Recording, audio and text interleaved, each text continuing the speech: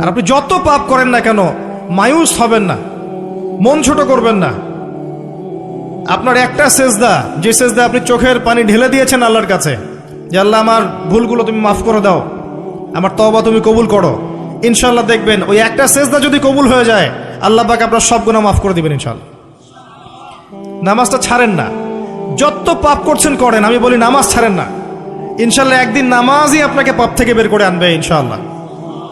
আর শয়তান আপনাকে হতাশ করতে চাইবে, শয়তান আপনাকে হতাশ করতে চাইবে যে তুই তো গার্লফ্রেন্ডের সাথে কথা বললি, রাতের বেলা পর্ন দেখলি, তুই তো ফ্রি মিক্সিংয়ে আছিস, তুই মাদক দ্রব্য খাচ্ছিস, তুই কাজে ফাঁকি মারিস, তুই ট্যাক্স আদায় করিস নাই, দুর্নীতি করছিস, তুই আবার নামাজ পড়বি কেন? শয়তান আপনাকে এগুলো বোঝাবে কিন্তু, যে নামাজ তো আমার শোভা পায় না, আমি তো অনেক পাপী মানুষ। এই ধোকায় পা দিবেন না। আপনি নামাজ কন্টিনিউ করতে থাকেন, ইনশাল্লাহ আল্লাহ পাক আপনাকে পাপ থেকে বের করে আনবেন ইনশাল্লাহ। ওই নামাজটা যদি ছেড়ে দেন তাহলে আর কোনো হাতিয়ার বাকি থাকবে না। আর আপনি যত পাপ করেন না কেন মায়ুস হবেন না, মন ছোট করবেন না।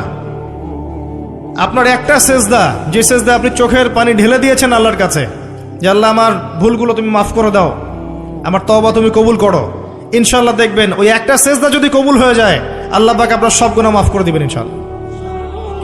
হতাশ হবেন না, শয়তান হতাশ করতে চাইবে মানুষকে, শয়তান মানুষকে হতাশ করতে চাইবে। এমনকি আপনার যদি পাহাড়ের পরিমাণ ঋণ থাকে, ওই ঋণ শোধ করার ব্যবস্থা আল্লাহ পাক করে দিবেন ইনশাআল্লাহ তাআলা।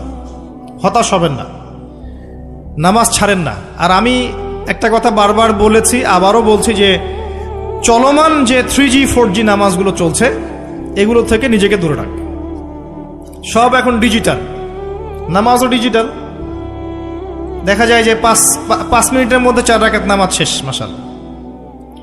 ইমাম সাহেব যদি 10 মিনিট পড়ায় দেয় তাহলে তো তার চাকরি নট।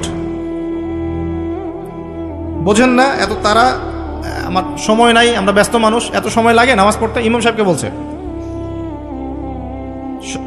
কমিটি ইমাম সাহেবকে চার্জ করছে, অথচ ইমামের উচিত তাদেরকে চার্জ করা। উল্টে গেছে এখন আর কি।